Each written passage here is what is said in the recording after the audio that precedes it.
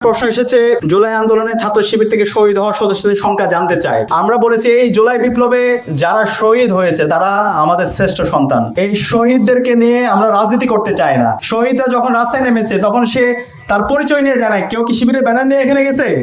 কেউ ছাত্র দলের ব্যানার নিয়ে গেছে? অথবা কেউ কি কোনো দলের ব্যানার নিয়ে গেছে? সবাই বৈষম্যহীন ইনসাফ ভিত্তিক বাংলাদেশ বিনির্মাণ করার জন্য গেছে।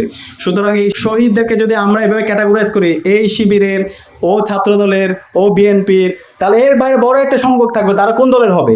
সুতরাং এই ধরনের নষ্টামির জন্য আমাদের শহীদরা যায় নাই।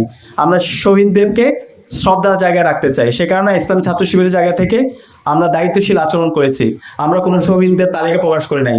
আমরা সকল শহীদদেরকে ধারণ করেছি, সকল শহীদদের বাড়িতে বাড়িতে আমরা গিয়েছি, সকল শহীদদেরকে নিয়ে আমরা স্মারক বের করেছি এবং যত আহত আছে তাদের কাছে আমরা যাওয়ার চেষ্টা করেছি। তাদের ট্রিটমেন্টের ব্যবস্থা করা, তাদের পুনর্বাসনের ব্যবস্থা করা, একই সাথে শহীদ পরিবারের পুনর্বাসনের ব্যবস্থা করা, সেটার জন্য আমরা বিপ্লব পরবর্তী 1 বছর জুড়ে কাজ করছি। সুতরাং আমাদের অনুরোধ থাকবে, অন্যান্য যারা রাজনৈতিক দল আছে, ছাত্র সংগঠন আছে, আমরা শহীদদেরকে নিয়ে এভাবে যেন আমরা বিভাজন না করি। শহীদদেরকে নিয়ে যদি আমরা বিভাজন এইভাবে তৈরি করি, এর মাধ্যমে শহীদদের পরিবারগুলো কষ্ট পাচ্ছে। আমরা এই শহীদদেরকে শ্রেষ্ঠ সন্তান হিসাবে ধারণ করতে চাই।